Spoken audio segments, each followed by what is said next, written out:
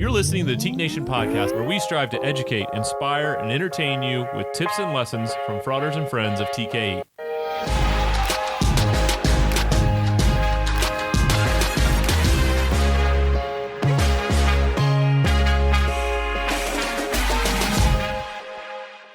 Hello, listeners. This is the Teak Nation podcast. It is so good to have you back. My name's Alex Swenson. Donnie Aldrich is my partner in crime here.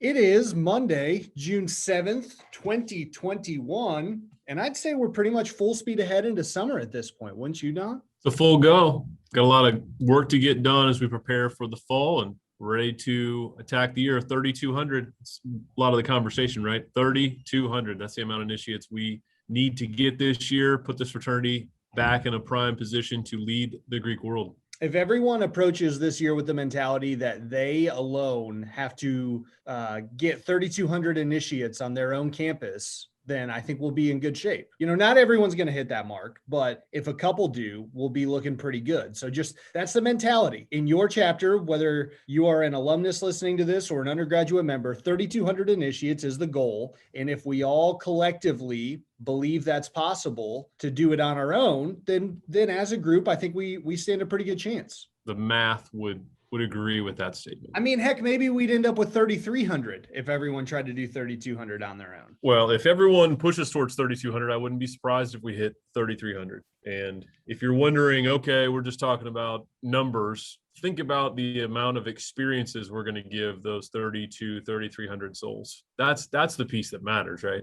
The experiences, the opportunities, the relationships, the possibility for them to reach their potential because of what this organization does for all of us. There's a lot of people that were robbed of a full year of college last year as well. So they're going to be looking to find social outlets. They're going to be looking to find ways to get involved. I personally believe that this year's sophomore recruiting will be higher than any year previously because you have a bunch of freshmen who essentially had to learn just like we're talking right now, which is on Zoom, that didn't want to join a fraternity. If it is to be believed what we've been told in many cases, nobody wanted to join fraternities this year. So I would imagine that there are a lot of individuals out there who we could go after who we might not have gone after previously. And so I think there's a huge potential, not just to get the freshmen coming into college because they were more or less robbed of a senior year of high school experience, but also to go after those sophomores and juniors who didn't have the opportunity to join a fraternity last year. I think that's accurate. I also believe that a big piece of this year is going to be around mindset, and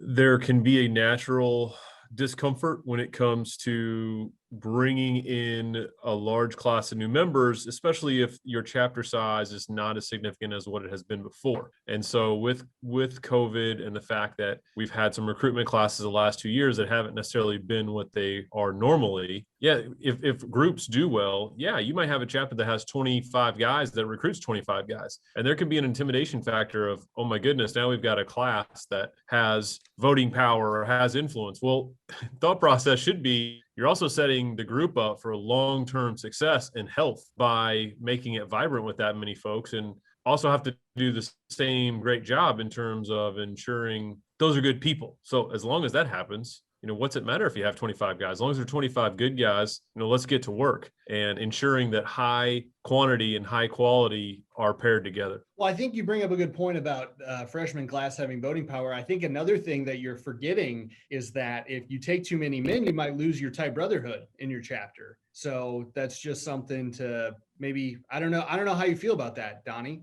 I think that it's one of the great myths in the world. I think that some of the best brotherhoods, is that a word? Some of the best B-hoods that I've seen around Teak Nation are from chapters with 70 plus guys, because they figure it out and you have more people to be friends with. You have more people to hang out with. You have more people to engage in social activities with, to play video games with, to watch sports with. So it doesn't make any sense to me why a group would want to stay at 17 men when they have the capacity to get to 30. Yeah, the reason why I say it's one of the great myths, and I know at times the way that it can be interpreted is just, whisking it away with one hand, but it's just not realistic in terms of being an organization. Some folks think I have to know every single thing about every single person in my group. That's not reality when it comes to every other organization you're going to be a part of most of your life. And I actually think it's healthy that you have a number of dynamic people from all different environments, and you might not know everything about them. That's okay. The thing you should know about them is, are you all committed to the same values as people? Are they good human beings that want to live the values of the fraternity, that want to live our bond? That's what matters. Does it matter if you understand what their favorite flavor of ice cream is, or you know their whole life story? I don't think that that's critically important. If you want to learn that, that's great. Go learn it for all 70 people or 185 people if it's at USC. But whenever we have that conversation with those men at USC with that large of a chapter, you know what they tell us? Yeah, it's a phenomenally close brotherhood. I've never been to a chapter in my career that has not said they have a tight brotherhood. That's why I struggle with the aspect of, the 8-man group saying it and the 185-man group saying it. Everybody says it. It's just like if you ask your group if they're successful, even the ones that are struggling will look you in the eye and probably tell you, yeah, we really think that we're successful, because people set their own markers and their own definition. It's like when you ask a potential employee what separates them from everyone else and they say passion. Same concept. Well, that's an internal piece, but yes, anytime in a TKE interview, and for those who have never interviewed with the fraternity, this is a great opportunity to get a little behind the curtain action. Anytime you ever ask what separates you from the other candidates, number one, everyone always says passion. And then you explain to them that you've interviewed 7 other candidates that day and they all said passion. And then there becomes an instant aspect where they're trying to reconfigure in their brain what the answer they want to say is. Well, there's a lesson there about any job. When you're asked, we didn't plan on going down the career path, but when you're asked what separates you, like, pick tangible things, pick results, pick metrics, when I look at you, I can see, okay, this person does this really well. Public speaking, for example, written communication, trying to rattle things off. But it's these passion, energy, I'm a people person, like those types of things you can't really measure. And so everyone likes to go to them because, Donnie, if I tell you I'm passionate, who are you to tell me I'm not passionate? Because there's not a passion meter that displays on my chest that compares my passion to everyone else's. So something to think about as we're in the, I think a lot of our graduating seniors have probably secured jobs and are ready to move forward in their careers, but maybe not all of them. So give that some thought, how you answer that question, because I would almost guarantee you it's going to be asked. Another way to think about this, if again, empathizing with someone who's listening to this and saying, well, of course, think about this. How many members of your chapter or men that you've been around that were really great members that had passion? How many folks you were around that maybe diminished the group and weren't the best representatives of the fraternity that had passion? Because I've been around some folks who made some really poor decisions and weren't a great reflection, that they had passion. They loved the fraternity, right? They were all about it. And so to me, a thing that you want to be able to talk about in an interview is, how do you overcome adversity? How are you organized? What are ways that you can push through to get the job done? What are ways that you do research outside of the building, whether it's personally investing in yourself, whether it's growing your skill set, attending conferences, whatever that is, that you focus on the mind through meditation, whatever those pieces are, that's what someone in an interview wants to hear. What are the things that make you different, that when things get challenging, you're going to find a way, versus just being so passionate about the organization. Sometimes that means you're going to push through no matter what. Sometimes that means you just still say you love it, even if you turn and run whenever it gets challenging. You can be passionate about some really stupid things. So passion doesn't always equal good. I'm passionate about some really stupid things. We'll probably talk about them here soon. Do you know my favorite flavor of ice cream? Speaking of brotherhood. I do not. I know you extremely well, and I don't. And I know we got a number of things in the agenda, but if you're wanting to just get this out for your own, well, it's a trick question. It's a trick question because my favorite flavor of ice cream is actually pistachio gelato. So I set you up for failure there. I apologize. I'm heartbroken. Let's move on. All right. We do enjoy our sports here on this podcast. So we wanted to touch on sports. NBA playoffs in full swing. Pretty exciting, although bit of a dud yesterday. The Clippers and the Mavericks played Game 7. I did not win any money on the game, although I tried. And the Mavericks could not rally around their fearless leader, Luka, to give him an opportunity to play in the second round of the playoffs. Did you watch any basketball this weekend, Donnie? I did not watch much basketball. That's all right. I get into it sparingly during the playoffs, but there's something special about like a 3 p.m. Sunday playoff game. Things are winding down from the weekend. Maybe you're cooking dinner, you're ready to go, and so we checked in on the NBA. Now we have 8 teams remaining. I believe the Nuggets and the Clippers are playing in a series in the West, which is a rematch of last year's semifinal in the Western Conference in the bubble, and then the Jazz and the Suns, right? Or do I have that backwards? The Jazz and Suns are the Jazz 1 and and the 2 Clippers play. Jazz and the Clippers Right. play. Stupid. So it's not a rematch. Apparently I didn't watch any basketball either. And then we have the Philadelphia, Donnie's favorite city, 76ers taking on the Atlanta Hawks, which I know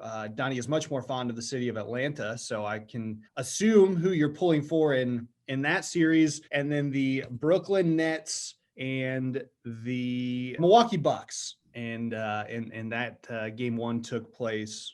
No, game 1 Philly series took place yesterday. I'm all turned around. Atlanta beat Philly in Philly, which was good to see. They almost blew it twice. It was tough to watch. How do you see the rest of the NBA playoffs playing out now that I have so expertly laid out the bracket as it remains on paper? Yeah, I'll make it simple. I think that Brooklyn is going to cakewalk this thing all the way to the finals. I understand Harden is having some hamstring issues, but Durant is so dominant, and I don't see anyone in the East that can really give them much trouble. I know the Bucks have had a better year. Antetokounmpo has a lot of help there, and so it could be a little closer series than I think it might be, but I also could see Brooklyn just pushing through. I do think that the Sixers will find a way, although I would love to see Atlanta push through. 7, though. Yeah. Going And 7. then but I do. I think Brooklyn's going to get to the finals pretty easily. Out west, I think it's going to be a little harder slog, but after watching the Clippers turn this thing around, and Kawhi Leonard is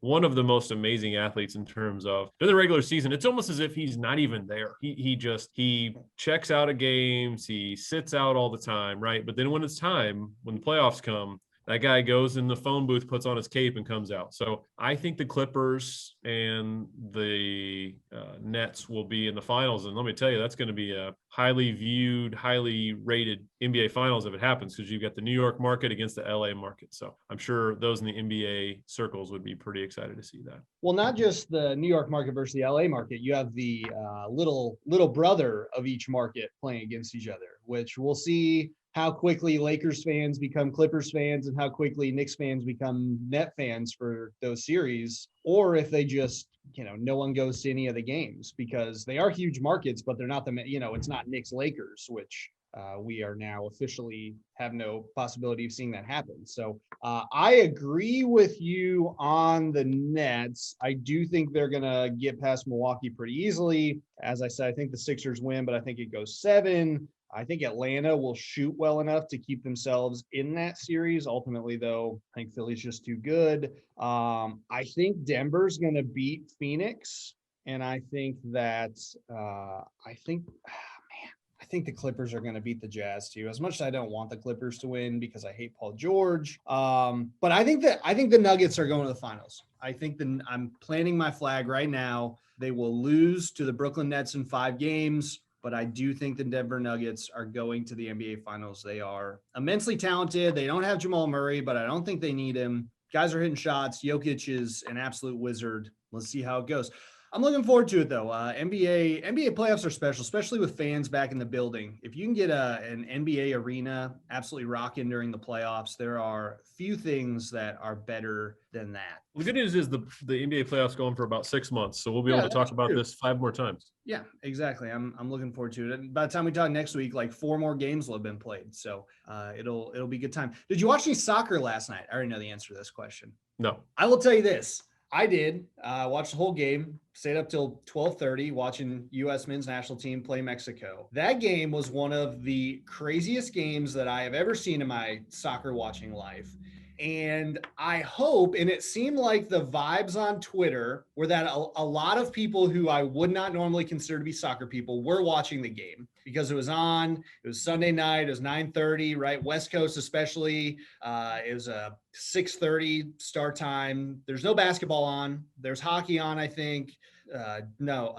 Logan Paul and Floyd Mayweather were fighting, but that wrapped up pretty quickly. A lot of attention was turned to the pitch, as they say in Denver, and that thing delivered. The United States won the CONCACAF Nations League. They beat Mexico 3-2 in extra time, which is like overtime, except not exactly, because it's not sudden death. You have to play 2 15-minute periods, and then if no one's ahead, then it goes to penalty kicks. But I had a lot of that's the most fun I've had watching a soccer game in quite some time, even though I was in my living room by myself at midnight. So all that is to say, World Cup qualifying is coming up. I know when you think about U.S. soccer, a lot of people's immediate reaction is probably they missed the last World Cup and they suck, which is true. They did miss the last World Cup. It was true that they suck.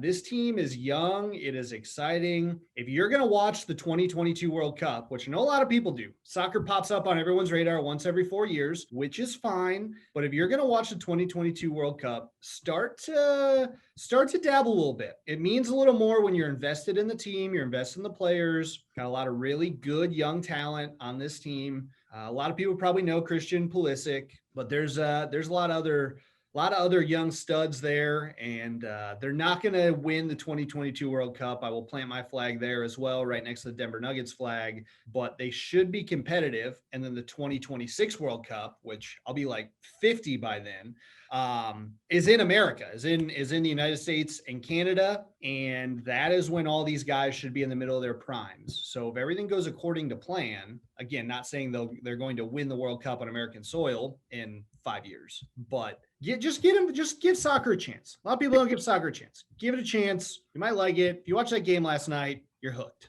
You don't give any soccer input, you're going to watch the World Cup. I have no expertise in this area. I do not mind watching soccer. You know who hates soccer? TCFO Brett Widner. Okay.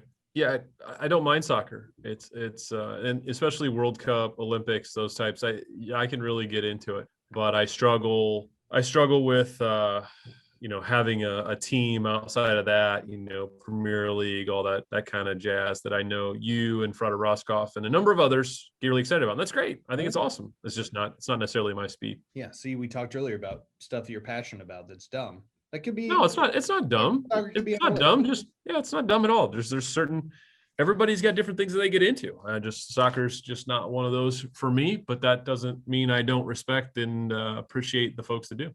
That was very well stated. All right. We have a pretty exciting guest planned here in just a little bit. Frater Ed Moy. He's going to come in and talk to us about really the financial market right now, and hopefully a way that many of us can understand, specifically cryptocurrency.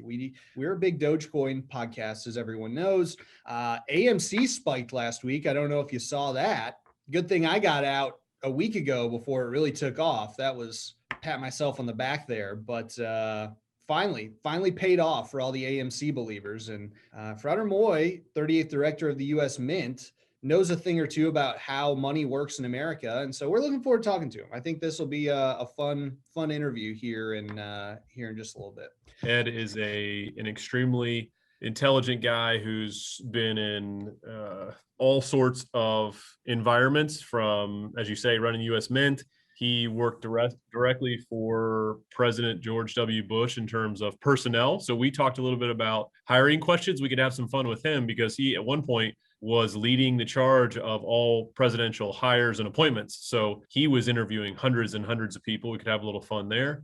He's a Past Grand Prytanis, so he's engaged with a fraternity at the highest level, and also done a lot of great things with his home chapter there at Lambda at the University of Wisconsin. So he's got tremendous stories, and he's been in all sorts of environments and done a lot of work, especially in the financial world, over in China as well. So someone who has traveled the world and seen a lot. Can't wait to spend a little more time with Frater Ed.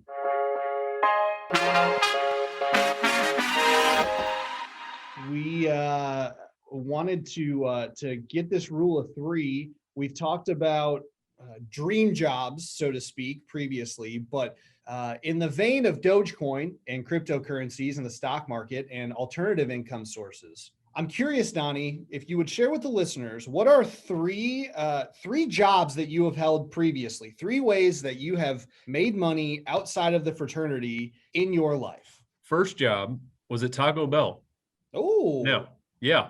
Now, I to didn't give a know little that. give a little perspective, and this is going to be a pat on the back, or maybe it's just a reflection of the Taco Bell culture in Western Indiana.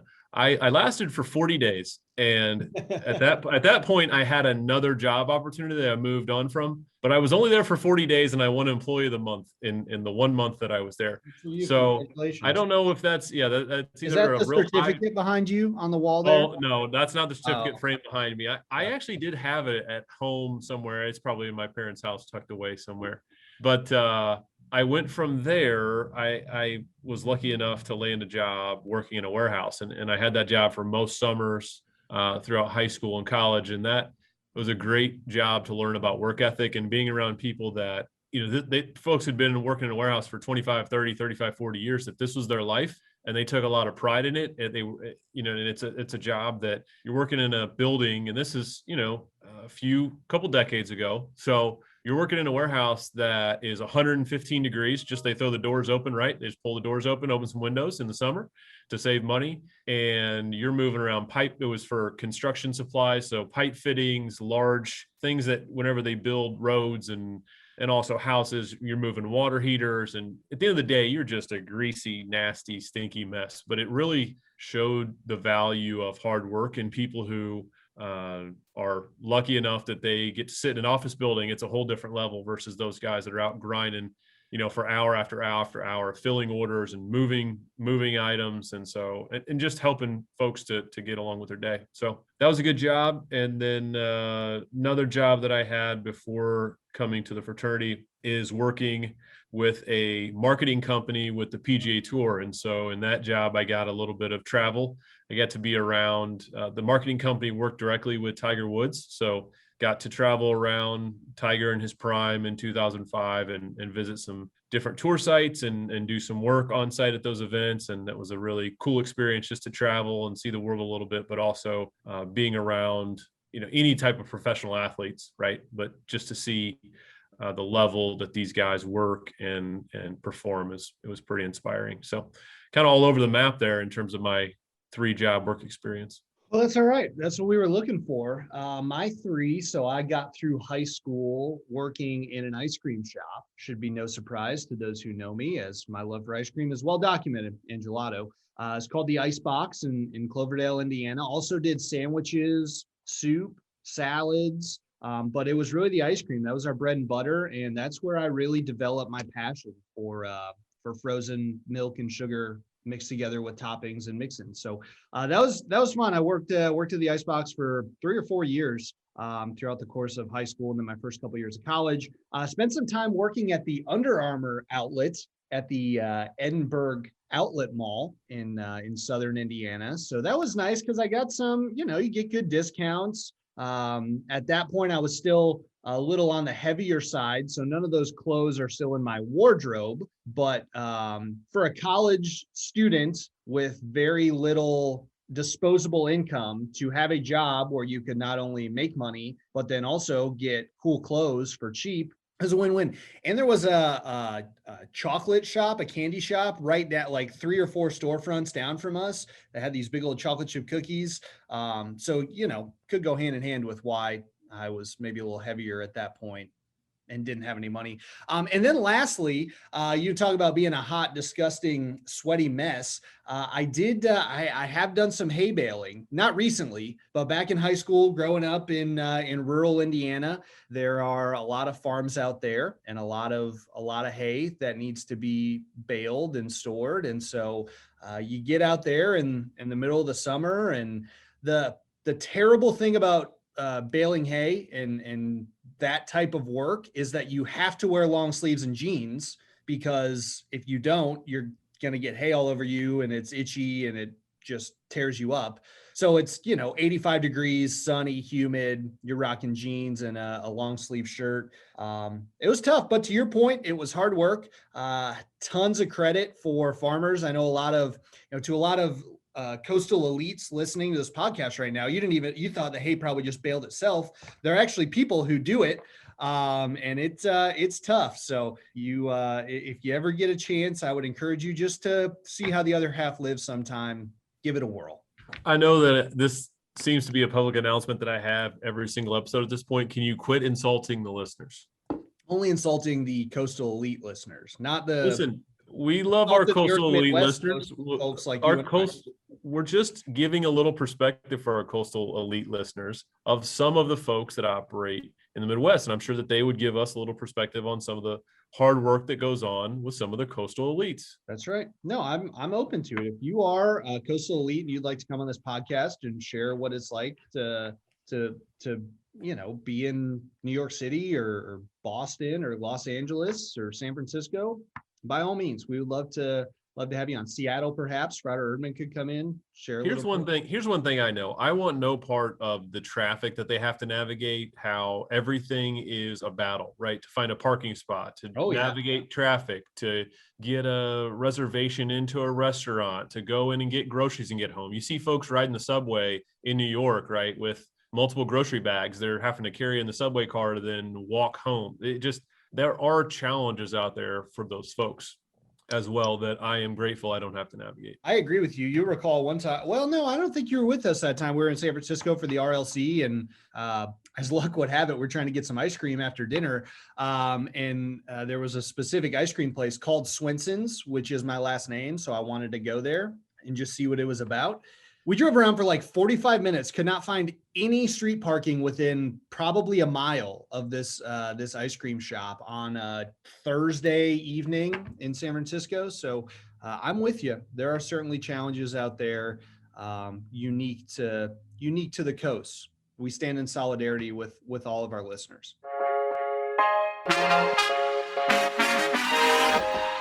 Moving forward, that was a fun segment. We'll do it again sometime.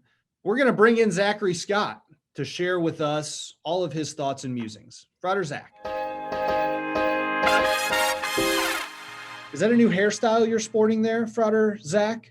Yes, I shaved the sides off a little bit and trying to grow it back out after I wasn't really a huge fan when I cut it short. So, yeah. I don't know about new hairstyle, but I don't know. It's been around. It's captivating for a listening audience to be talking about hairstyles. I feel like the last few podcasts, it's been you'd rather be in the Zoom with us, getting to see what we're talking about. That's a great donor plug. Maybe we could set a threshold, a Life Loyalty threshold, and if you meet that threshold, you have the opportunity to join the podcast Zoom. Now that you could really start to build out some new friends of the podcast that way. Well, you don't want too many friends, but it's nice to have more than one. So see, when it comes to recruitment, I don't think you can have enough friends. So that's such a good segue to we're too good at this. Where we want to go. Question I had for you. I was thinking about this morning. I know you've been working a lot with our fraters at Clemson at Sigma Psi. So that's a campus, as we know, and I've been part of the conversations, that's a campus where there's tremendous potential for growth. It's an ACC campus, a lot of students. Our chapter there has struggled at different points throughout its history to really build a strong base. When you're working with a group like that, a group where there's so much growth potential, but they just haven't realized it, how are you interacting with that chapter to get them to fully grasp the level that they could be performing at and help them paint a picture for how they can get to 60, 70, 80, 100, 120 men? Yeah, I know we've talked about this before, but it's getting back to those basics.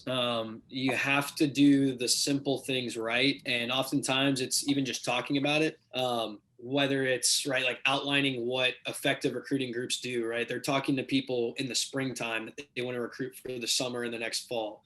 And for some groups, that concept is so foreign to them, they've never even considered it, or they feel that it's so out of the realm of possibility, they don't even try. And so it's getting to that, right? Of like, okay, we've missed the spring window.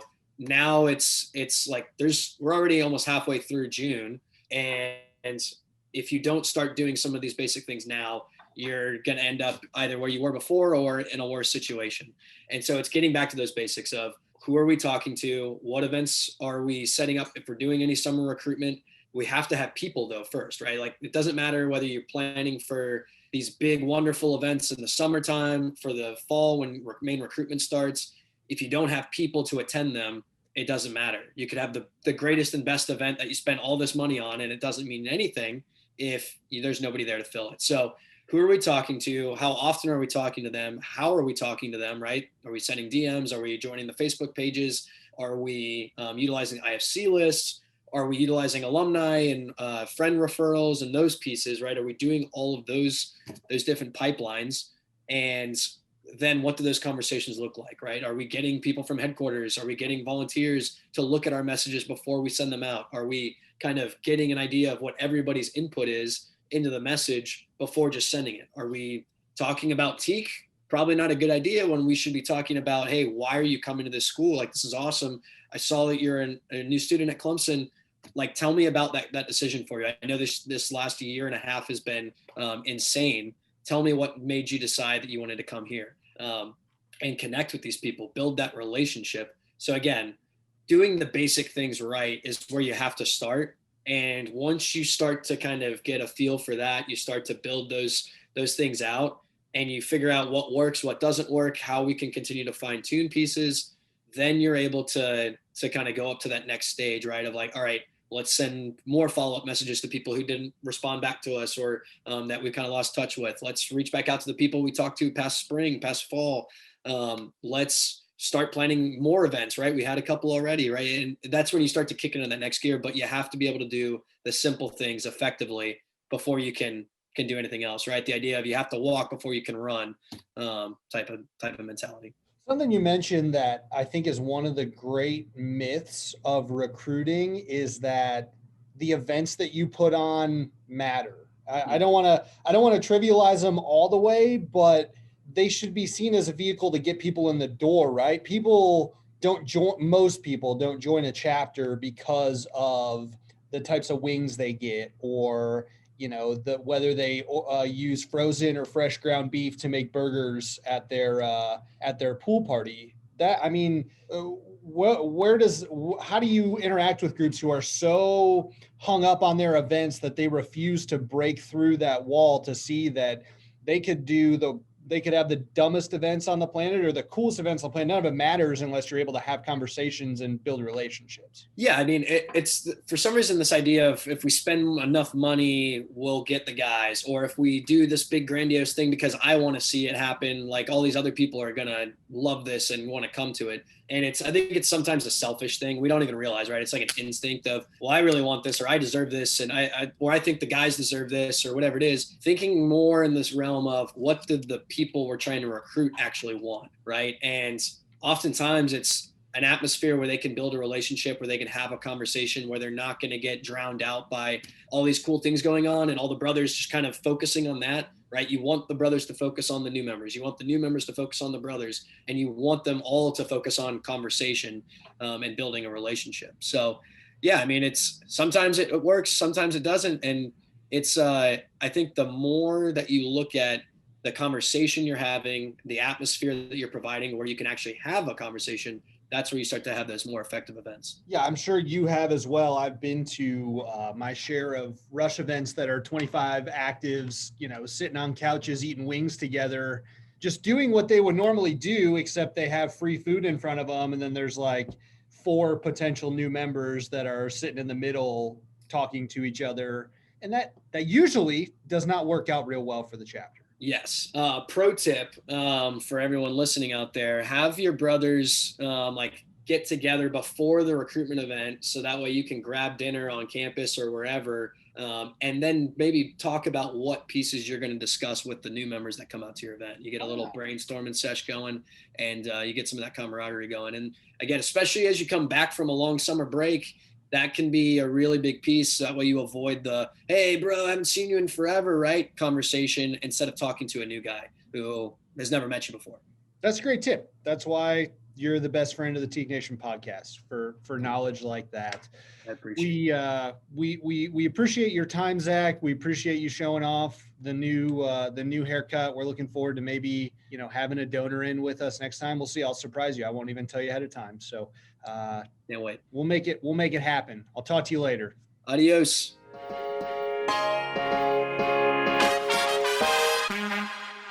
Thank you one final time to Zach for joining us. as always. And now we are moving in, as we had previously mentioned, to our guest profile with Past Grand Prytanis, Frater Ed Moy. Ed, thank you for joining us here this afternoon, sir. Frater Alex, thanks so much for the invitation.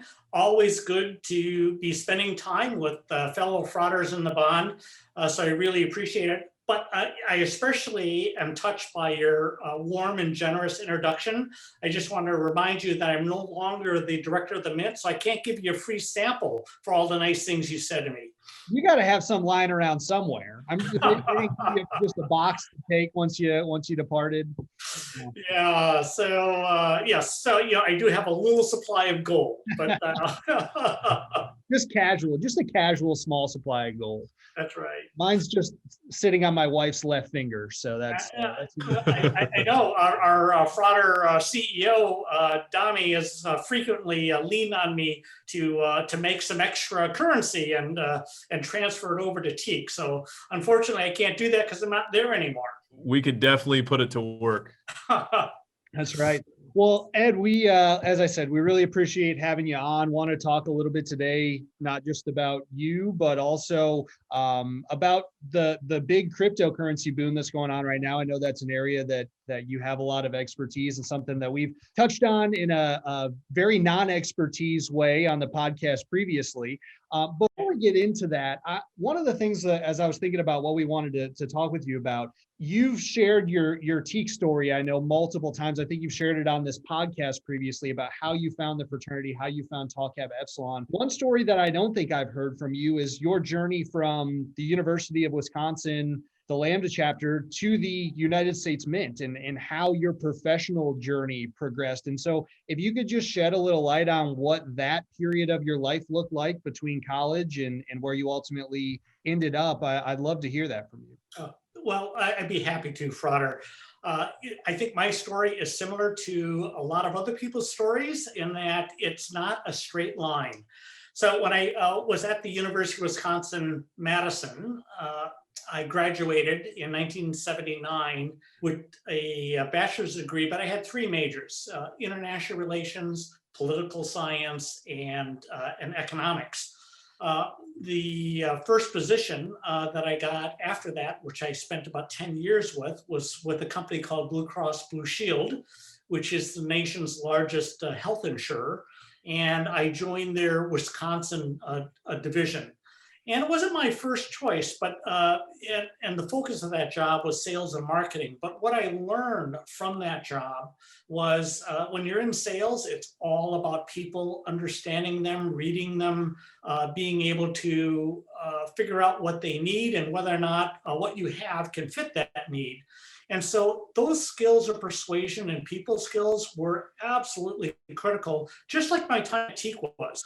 I was the son of immigrants growing up in a fairly sheltered environment. And what Teak brought out in me during those years was leadership. Not only did I learn about leadership, but I practiced it in various officer positions within the fraternity and spending time with other Teak alumni who'd been around the block a bit. And, so you add that on to my next experience, which when I left Blue Cross Blue Shield, which was health insurance, healthcare financing, that really positioned me to work as a political appointee under Bush 41's administration. And I first ended up overseeing a regulatory office that regulated all health maintenance organizations. I was a young guy at the time, 32, and that was quite a learning experience. But my background in Teak and my substantive knowledge that I gained at Blue Cross Blue Shield really helped me figure out how to regulate that industry in a way that it could grow without hurting people.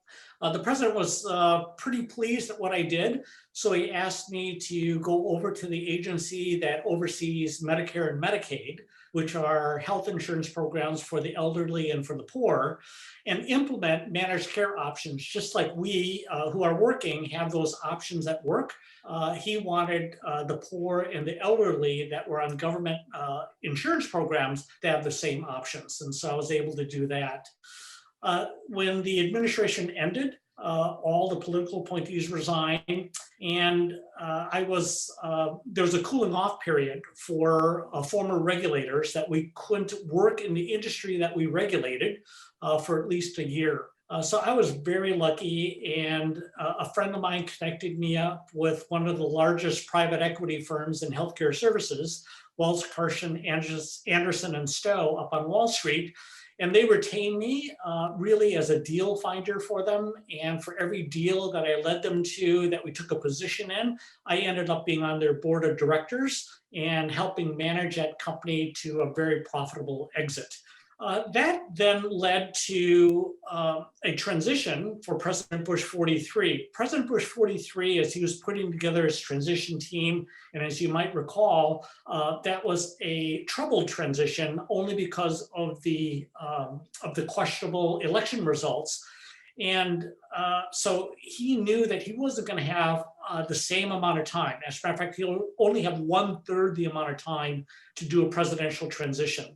And so I was recruited to be one of the people on that transition to help them think about how to hit the ground running. And that ended up leading me into the White House with him in a senior staff position, helping oversee an area called presidential personnel, which advises the president on who he should appoint for the 4,000 most senior positions in the federal government. And then that led, I did a good job there. People normally last 12 to 18 months. I served 5.5 years in that position. And when I adopted my first child from China, I went to the president and asked that I could resign so I could raise my daughter. I told him I didn't spend all this time waiting to be a dad in order to have someone else raise my daughter. And he said, you know what, if you were placing yourself, what things would you be qualified for that were open at the time that I could put you in, because I would love to have you continue in my administration. And it was at that time that I accepted his invitation to be nominated as the 38th person to ever serve as director of the United States Mint. And from that point on, the rest is history. And where we get a little bit into the cryptocurrency is Bitcoin, the Satoshi Nakamoto's white paper came out in 2009, mint director, and the first coins were minted during my first year, during 2010, when I was a mint director. So I paid great attention to that, as well as reached out to many of the original programmers, Gavin Andreessen, Nick Szabo, Craig Wright, to learn all about this new field and how that might have some public policy impact. And if I were to just share one lesson about that career trajectory that might help our fellow frauders, as I said when I first answered the question, life is seldom a straight line. It's really good to have a plan, but also you need to be flexible to adjust that plan when opportunities present themselves. And that's what's really worked out well for me. And I think the vast majority of people that you talk to in my age bracket, this would seem to be a good life lesson to learn. Well, Frater Moy, I know that we're going to dip into the cryptocurrency discussion. I am curious, one piece that you took on, as you mentioned there, is being the director of presidential personnel, which meant a lot of interviews, a lot of hiring and placing folks. I'm curious, we're at that critical juncture where a lot of our seniors have just graduated, and I'm guessing a number of them are getting into the job market. We also have a number of alumni who listen to the podcast who are business owners, right? Or maybe they're managers of companies and involved in that process. Do you have any tips or tricks when it comes to how you go through the interview and the hiring process on either end? I'm curious for all of the many things you've done. And then the last piece to this question is if you have any unique stories, maybe they could be success stories that people would want to emulate, or always we always appreciate, right, those stories where you can learn from the missteps of others. So I'm sure there's a lot of gold there you could share, even in that folks would love to behind the curtain, right, of some of those interviews of the hundreds and hundreds that you've had. Well, thank you, Frater Donnie. And I would say that could be a topic of a whole other podcast. But I'll try just to do the top line and give you and our listeners a few nuggets. First of all, if you're being interviewed, the best advice that I can give you to get prepared for an interview is be authentic. Be who you are. A lot of times interviewing is like dating, and you put your best foot forward, and you really don't find out how that other person is until like 6 months into your dating relationship, when all the polish starts to wear off and you really get to see who that other person is. An employer is just the same way. You're putting on your best suit, your best behavior. You're going to say things that will excite the employer to try to hire you. And in the end, the hires that work out the best are where the employer sees exactly what you bring to the table and who you are, just as transparent as possible. And you get to see whether or not that job opportunity really fits. And those types of matches really last a long time.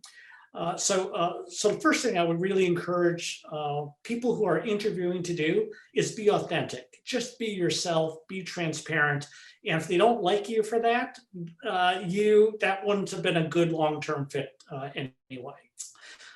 And what I would say to those frauders who are on the other end doing the hiring, think back to your fraternity days. And I would also encourage our undergraduates who are listening in, think back to your fraternity days and think about the whole rush process, where you're trying to figure out whether or not that person is a good fit to become a fellow frauder. And in those situations, you can get practice right now in the interviewing process by how you manage the whole rush process. And it usually focuses on, developing certain specifications, certain specs in your mind about who you're looking for. In our case, some of the specs have been laid out by our founders and by leaders of our fraternity since then. We want people to join our fraternity not for wealth, rank, or honor, but for personal worth and character. And so how can I develop questions to talk to prospective new members that would really bring out whether or not they have personal worth and character. And so, that would be my encouragement is figure out what the specs are, what types of questions will give you answers to those specs, and then evaluate objectively according to the specs and try to leave some personal relationships less of a primary reason for recruiting somebody. Because you could have a really good friend that you would love to join a fraternity, but they're doing it because it will look great on their resume, and that's the primary thing that they're doing. That might not be the best fit. And so it's really important to objectively think through what types of specifications a person should meet. Now, if we could say one more corollary to that, the best questions that you can ask about discovering that are not theoretical questions. What would you do if you were confronted with this ethical situation? The best way to kind of figure out whether or not a person's character goes right down to the core is under this theory that we had when I was at the White House, is the best predictor of future performance is past performance. And so instead of asking a theoretical question, like what would you do in this particular ethical situation, my question would more likely be, tell me about an ethical situation that you were confronted with, and how did you handle that, and how did that end up, and what lessons did you learn from that? That's a much different question than the theoretical question.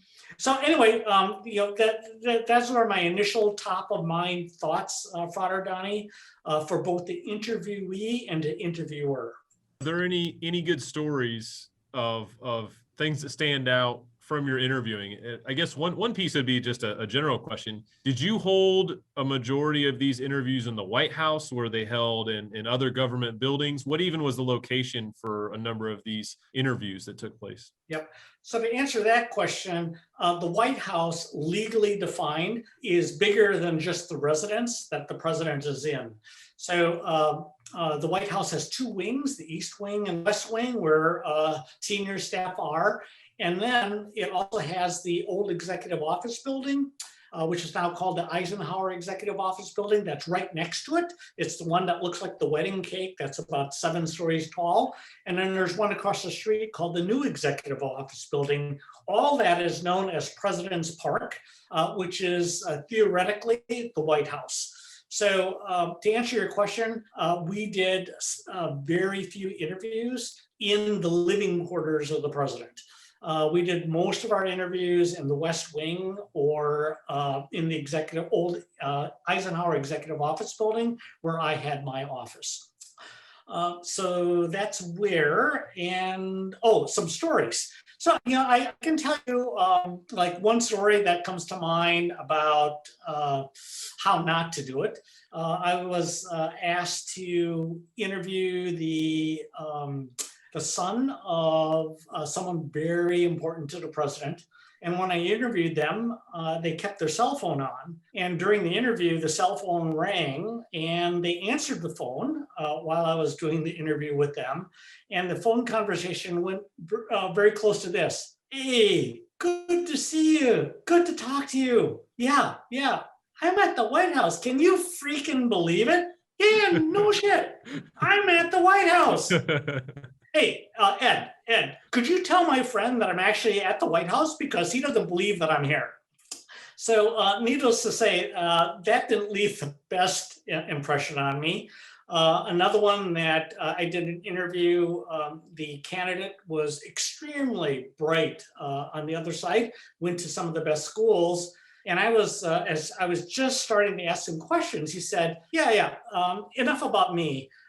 What I'm trying to figure out is, how did you get to the White House? So I kind of explained it to him. He said, no. I'm Harvard, meaning Harvard undergrad, Harvard graduate school. And you have an undergraduate degree from the University of Wisconsin. How did this happen? Well, and why did the president put people like you in place? So that again was not, that didn't go well.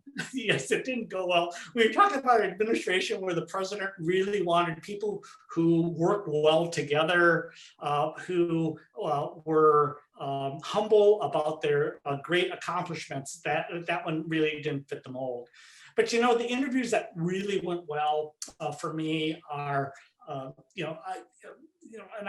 one of the great things about this job, if you ever have a chance to consider doing it, is that when you're interviewing, say, for the director for the National Institutes of Health, which oversees all the biomedical research that the federal government does, I'm interviewing Nobel Prize winners.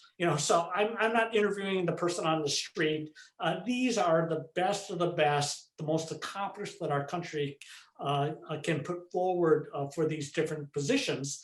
And it's really a pleasure to meet with so many qualified Americans for these huge jobs.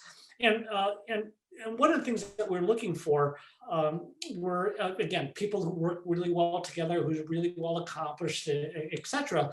And one of the things that would come out is we would ask the question, well, why do you want this job?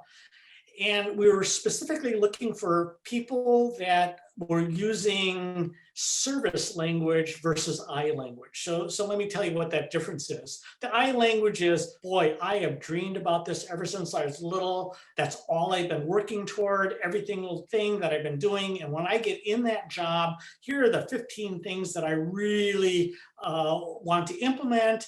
And that should really position me well so that when I get out, there'll be a number of public company boards that will end up hiring. So that's a very what can I get out of it kind of interview.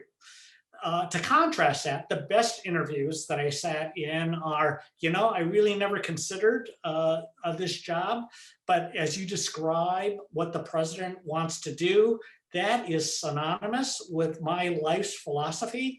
And this country has done so many great things for me. And I know this job only pays me 1/10 of what I'm making now, but in order to make that impact, I want to give back. And so, yes, please, if the president thinks that I would be a good fit, I would be happy to serve. Well, if someone said that to me, boy, in my mind, if they're qualified, they're almost hired on the spot. That is, I appreciate the stories. Those were amusing, but also I think the advice is fantastic as well for anyone. I mean, I think that would apply to any job, especially that service versus I piece.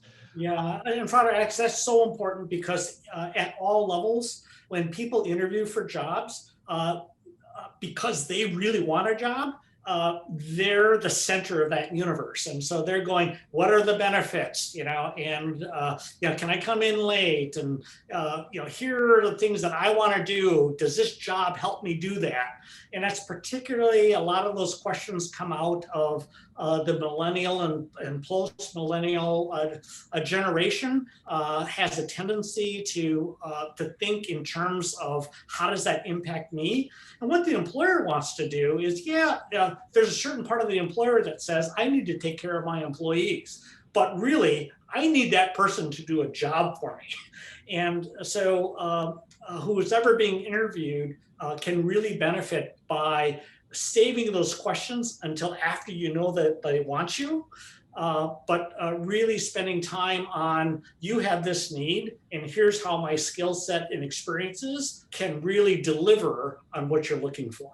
Absolutely. And again, I think it's extremely helpful. I think anyone listening can pull something away from what you went through there. I want to shift a little bit and talk a little about the crypto side. I know that you mentioned your origins a little bit with Bitcoin specifically. What I think the most basic question that I even myself have wondered at times as I've gone through this process, when someone purchases a cryptocurrency, whether it's a Bitcoin or a Dogecoin or Ethereum, or I think Tether's the new one that's coming, what are they getting? What is it? Because when you purchase a stock, it's theoretically a piece of a company. When you're purchasing a cryptocurrency, what is it that they're actually spending their money on? Yeah, great question, Alex. I get this asked all the time. And the simplest way that I can answer that is when you are purchasing cryptocurrency, say, for example, a Bitcoin, you're purchasing a computer file that is on a public ledger or public accounting program.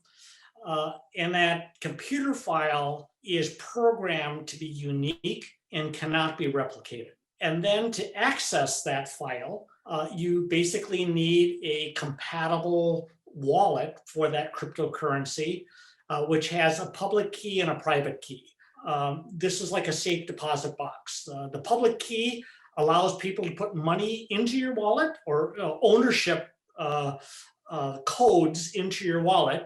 And the private key allows you to access what they put in your wallet. So those are really the two pieces. You're really purchasing a unique computer file, and you need to have a compatible wallet with that cryptocurrency in order to access that computer file. I had no idea that was the case. So that's extremely insightful. Next question then on that front. What causes these to gain or lose value? There's obviously, if you purchased Bitcoin 10 years ago, you're probably doing pretty well. There's a host of others that seem to rise and fall daily, but what is it that drives the value of those cryptocurrencies? Yes, another question that I get asked a lot, and the simple answer to that question is it is basic supply and demand. So when a lot of people want to buy Bitcoin, and the supply is limited, that's going to push the price up. But when people start dumping Bitcoin and there's a lot of supply on the market, and the demand goes down because people are trying to sell it like crazy and lock in their earnings, that will reduce the price of Bitcoin. Now, the drivers behind that supply and demand, it's worth noting, are different by whether the country has stable currency or whether the country that you own the Bitcoin in has unstable currencies. So let me give you an example. In a country where there is stable currencies, the United States, people look at Bitcoin not as a currency to buy pizzas with, but they look at it as a speculative asset. You know, how can I invest in Bitcoin at $38,000 today, and will it go up to $250,000 tomorrow? And so the supply and demand is mostly driven by traders in these countries where the currency, like the US dollar or the euro or the British pound sterling or the Japanese yen, is relatively stable. People can then view cryptocurrencies as a speculative asset. But then there are countries where this currencies are unstable. So let me give you an example. Venezuela. They're currently experiencing 15,000% inflation a year. So, I mean, just comprehend that.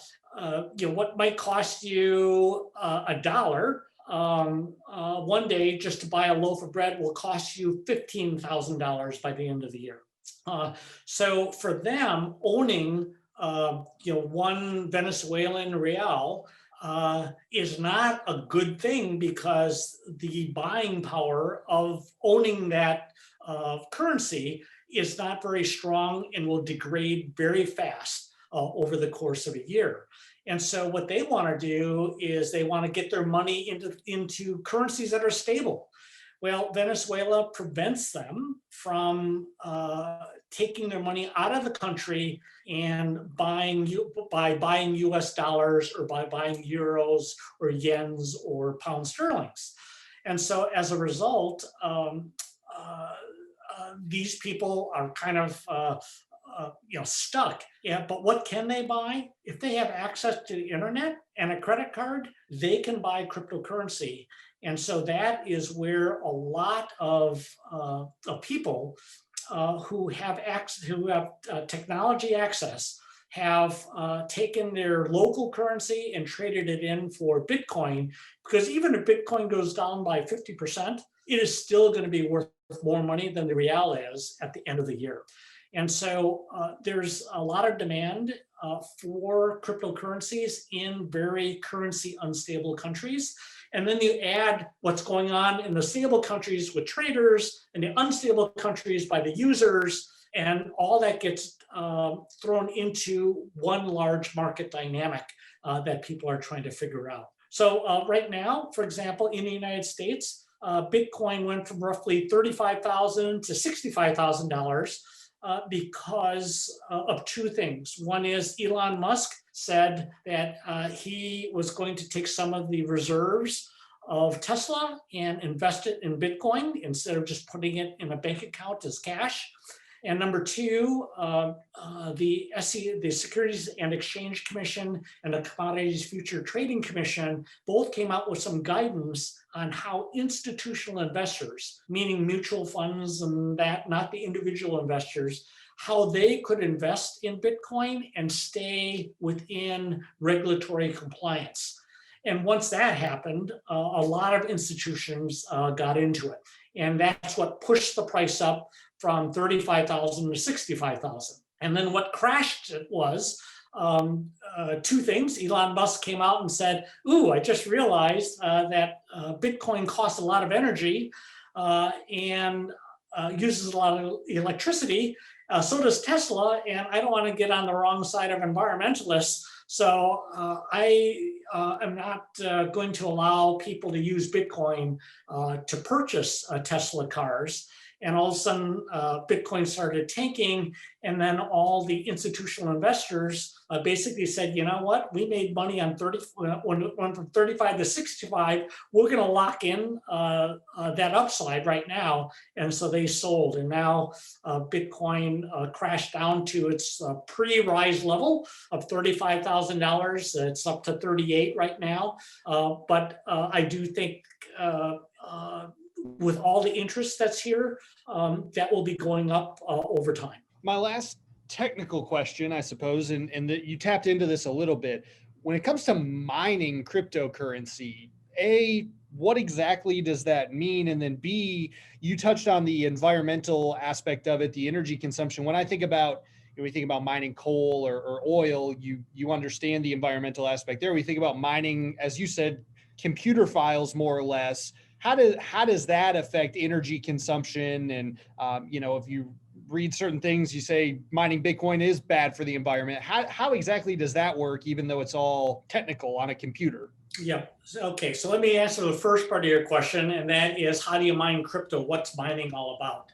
So let me use Bitcoin as the most common example.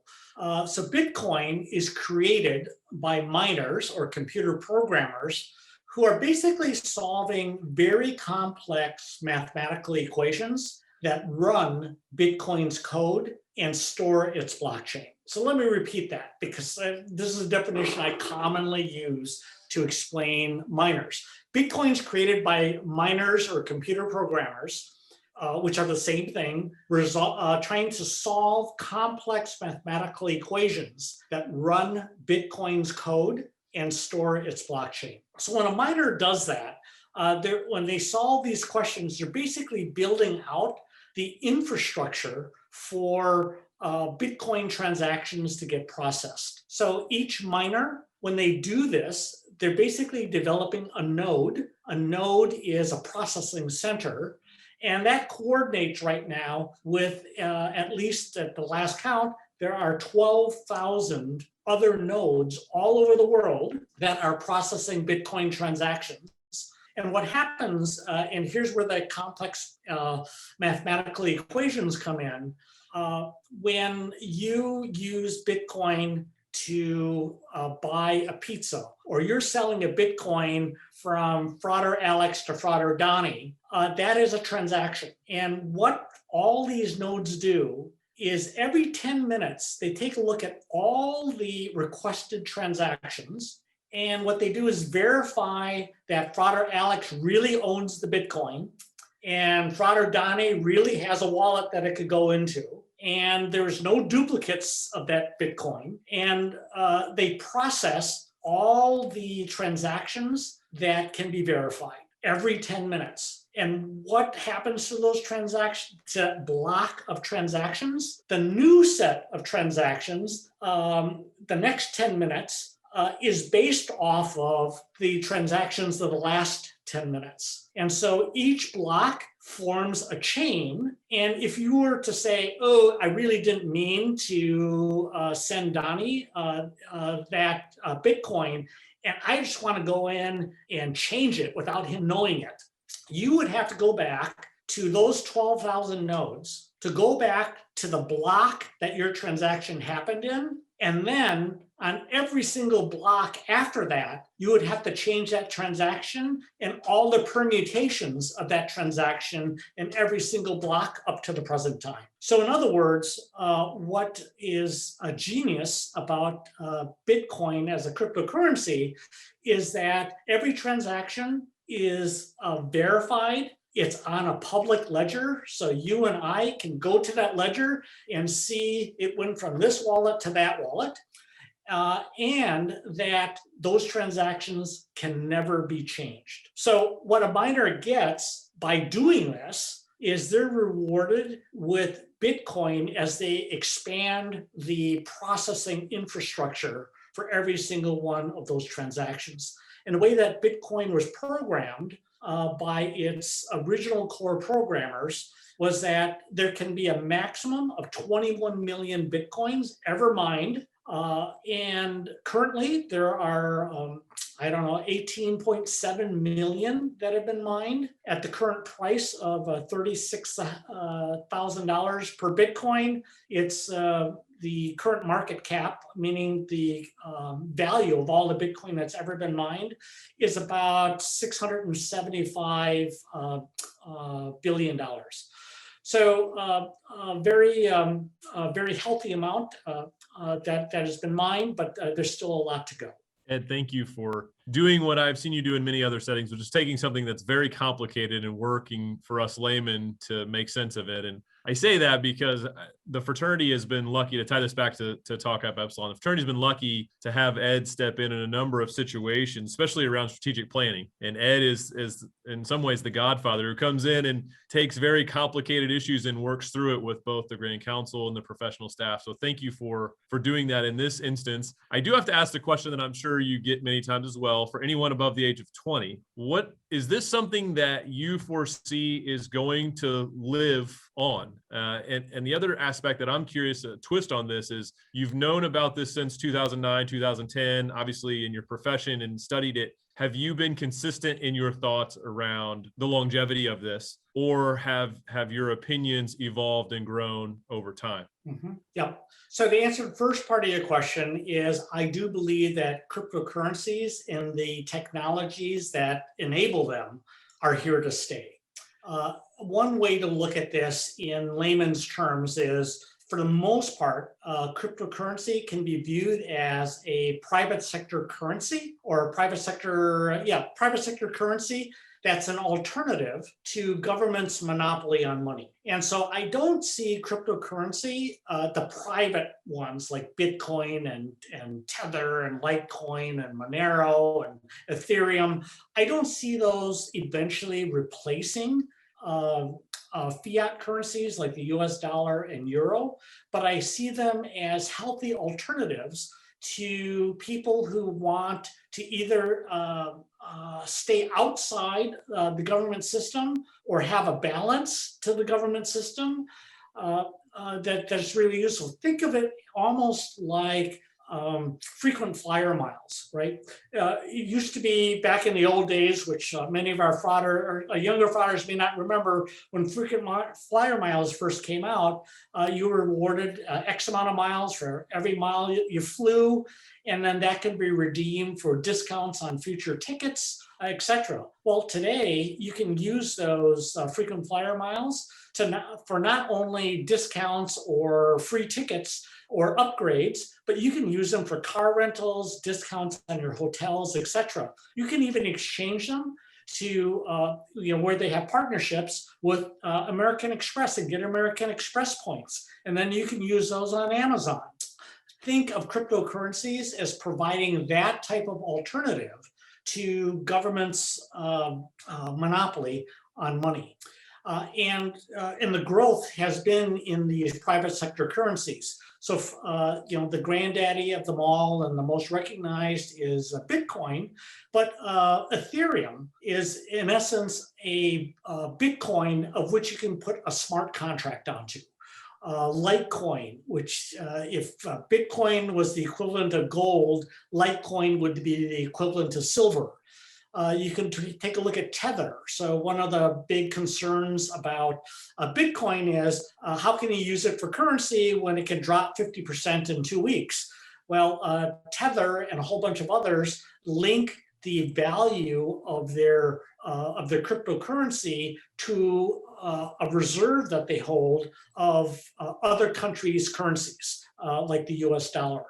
And then you have other people who are concerned that the public ledger for Bitcoin is too public, and that's how they got Charlie Shrem, who was one of the leaders of Silk Road, which is basically the eBay of really bad things. And through the pseudonymous way that Bitcoin records transactions. It's not completely anonymous like cash, but not completely transparent like a credit card transaction. Somewhere in between, Monero ended up being another private sector currency to address the privacy and traceability issues. So to answer your question, Donnie, there's a lot of interest in this private sector current cryptocurrency, but big central banks, which are the banks that are owned by national governments. In the United States, that's the Federal Reserve Bank. In France, that's Banque de France. In Italy, that's Banca d'Italia. In England, that's the Bank of England.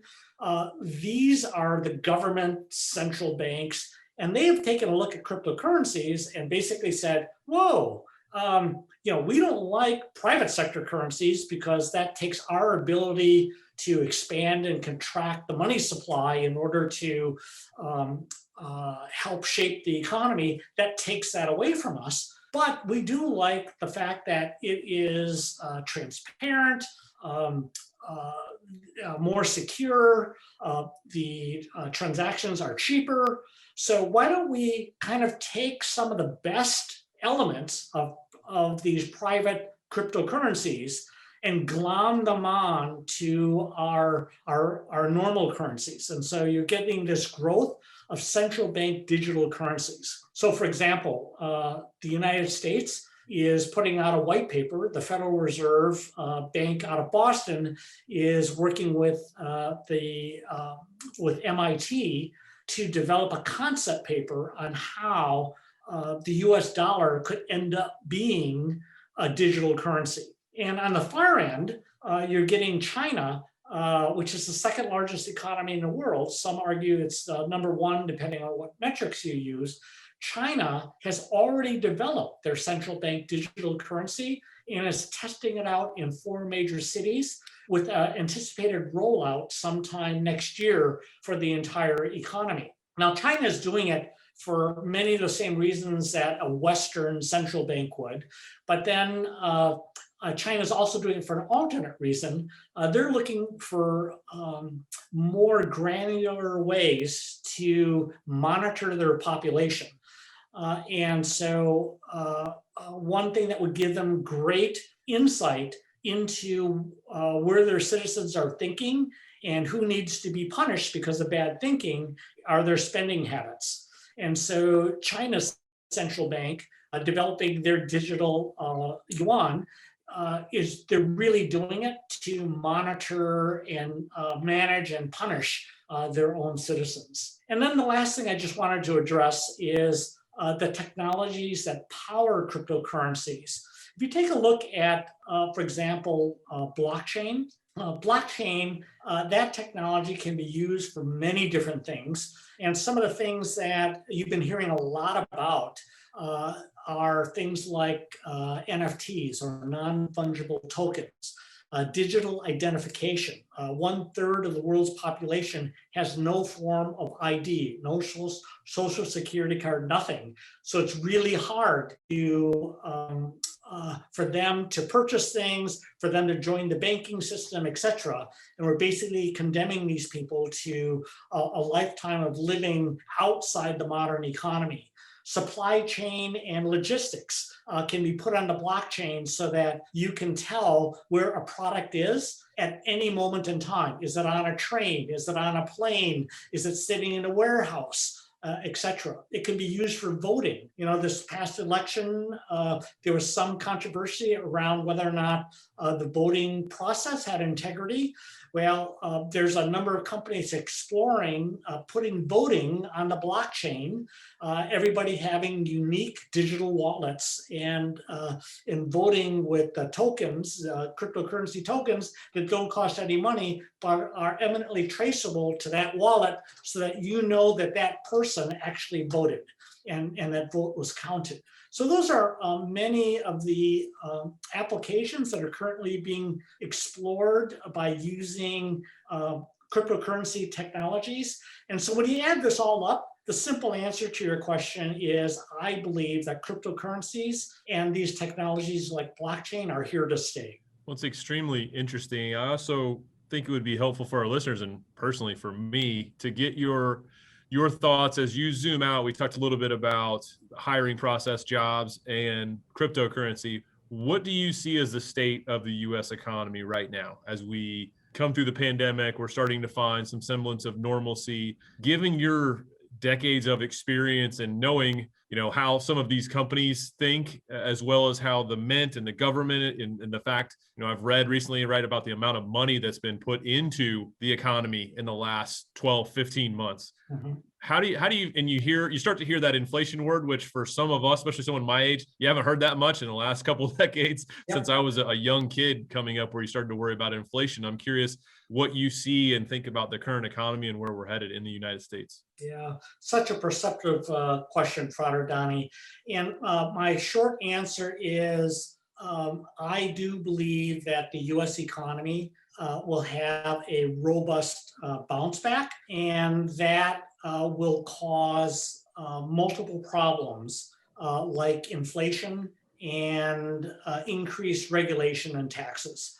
And so, bottom line is whoever you elect, that's really important for you to think through that, because it is their political philosophy that that informs their approach to economic health.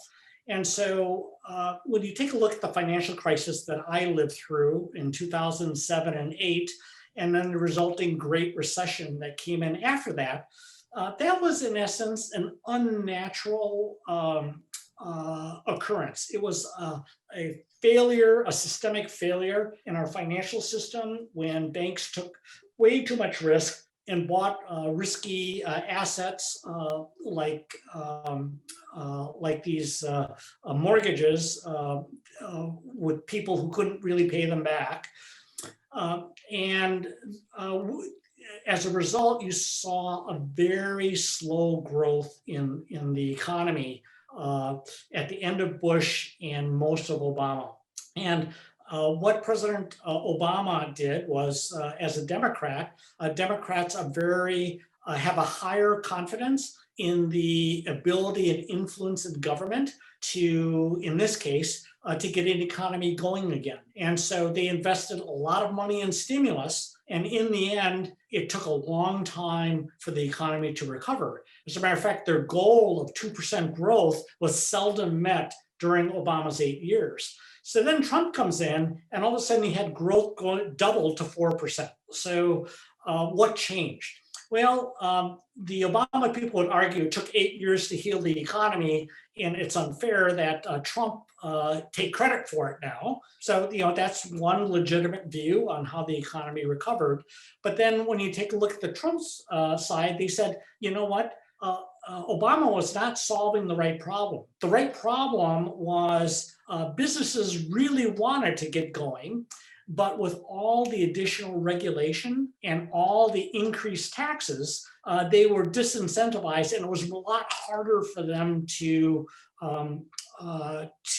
expand. And when Trump came in and he cut corporate taxes, he cut individual income taxes, and he greatly reduced the amount of unnecessary regulation in the economy, that's when you ended up having this economy with the lowest Black unemployment, lowest Hispanic unemployment, et cetera. So fast forward to your question. And the question is, when you look at this economy and the crisis that we're in, it came from a natural source, right?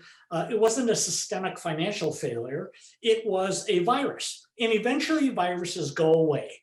And so what's happening is that virus is starting to go away, and the economy is bouncing back. And what you're seeing is the producer price index, which then feeds into the consumer price index. You're seeing huge jumps in the cost of food, the cost of lumber, the cost of gasoline, and eventually that will roll up into more aggressive inflation probably beyond Federal Reserve's 2% target. Then you add on to many of the Biden economic advisors cut their teeth under the Obama years. And when they take a look at the 8 years of very modest growth in the United States, in retrospect, they have said, our problem wasn't too much stimulus, our problem was not enough. And so we're just going to throw the kitchen sink at this until the economy bounces back. And if there's inflation, we can manage, we'll figure out a way to manage that if that truly becomes a problem. And so what you've seen is under Bush and Obama, you saw the money supply through stimulus programs increase 10% for 10 years of financial crisis. Under Biden, in a period that has been in middle of Trump to the current Biden administration, you've seen the money supply jump 26%. That's the largest jump in the U.S. money supply ever in our history. So when you take a look at the trillions of dollars that are in $21 trillion, I think, currently in circulation, that is not only the highest amount, but it's the biggest increase. So why do we have inflation today? Well, the standard theory that explains this is the quantitative theory of money. And it basically says in order to have inflation, you need to have way too much money chasing way too few goods that are really in demand.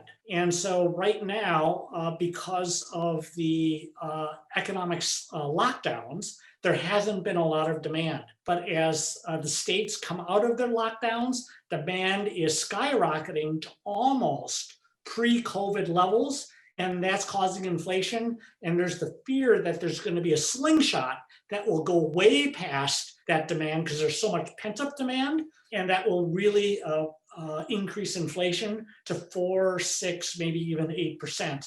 And the Federal Reserve Chairman Powell came out the other day saying, we don't think it'll be that high, but we do think we might overshoot this. But after the initial satisfying of all that pent up demand, things will calm down and that won't be a big problem for us. There are other people that say that demand, if the economy continues to grow, is not going to shrink back, and that will cause a big problem. Who knows? But we're going to find out in the next 18 months. Frater Moy, I can confidently say that this podcast interview has covered 3 times as much ground as any other interview we've done. So I appreciate that. We have just nailed a litany of topics. One thing we've not touched on, which is the Teak Nation podcast's favorite cryptocurrency, is Dogecoin. We don't have to take a ton of time on it, but as a proud owner of Doge, how are we feeling about that? Is it time to get out? Do we hold? This is more for me than it is for the listeners, but just want to give Doge its due time.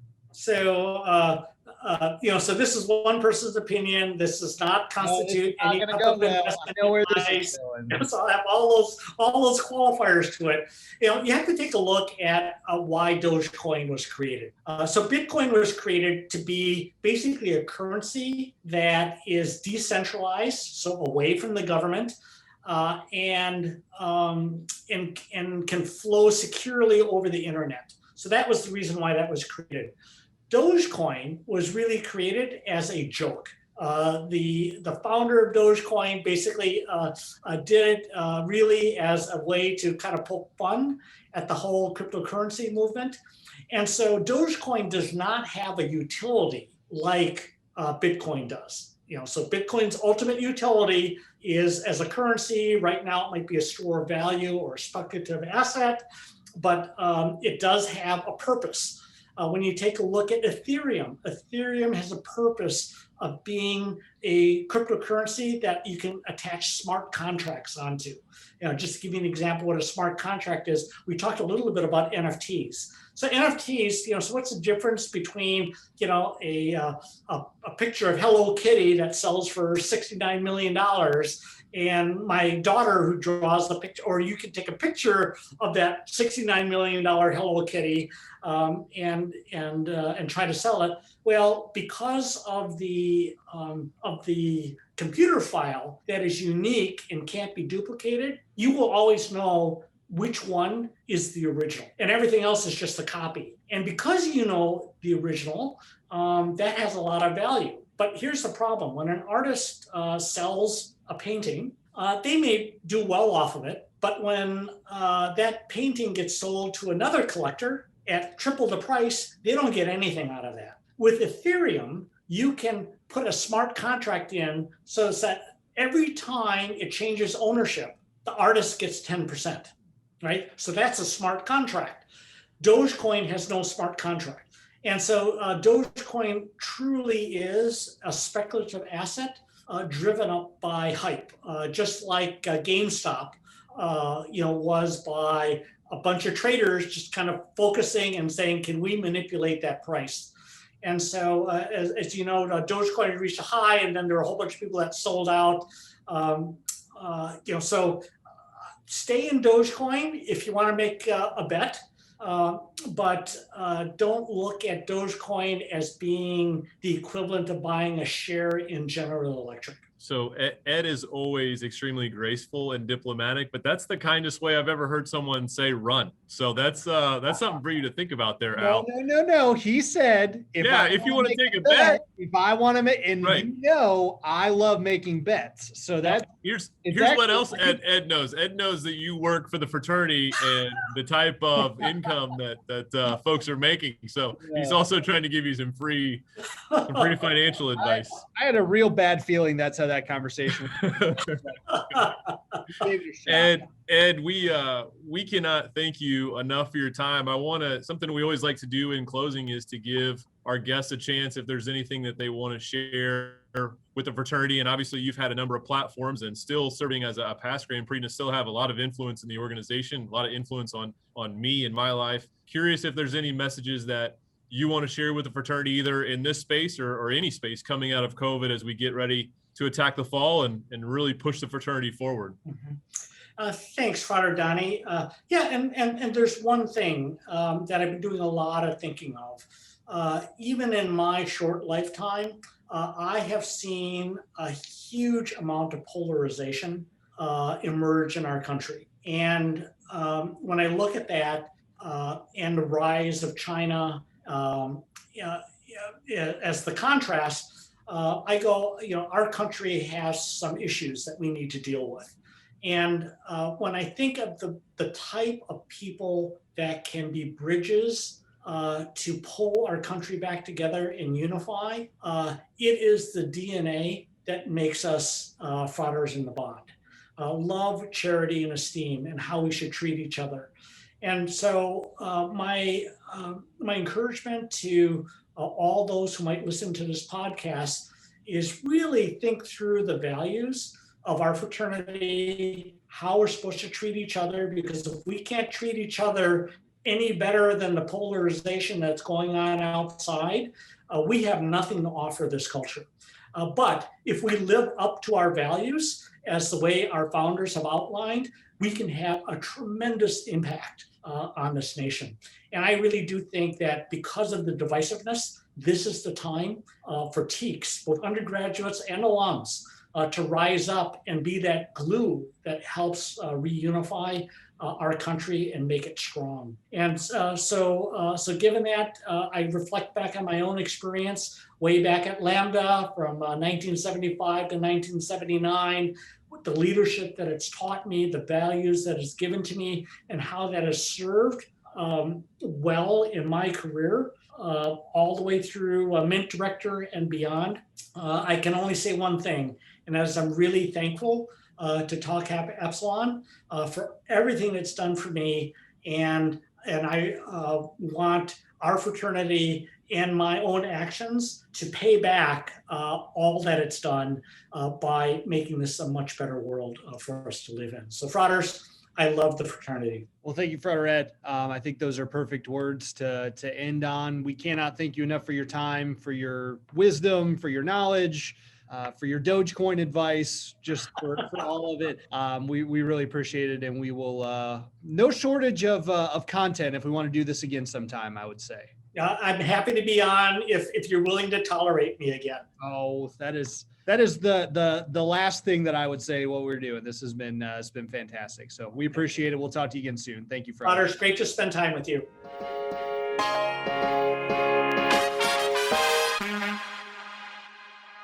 And we know that Frater Ed is a very, very busy man, and certainly appreciate his time and hopping on the Teak Nation podcast, share a little bit of wisdom. It's always good when you can talk to somebody who worked directly with multiple former presidents of the United States of America. We actually have a few of those guys in the fraternity. We'll have to snag some more of them.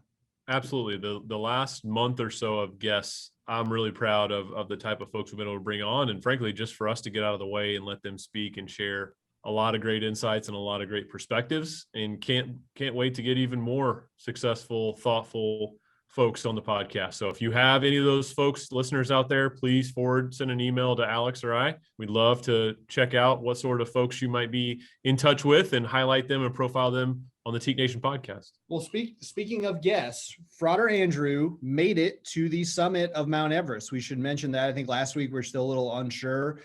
He actually made it up there at the end of May. I can't remember the exact date.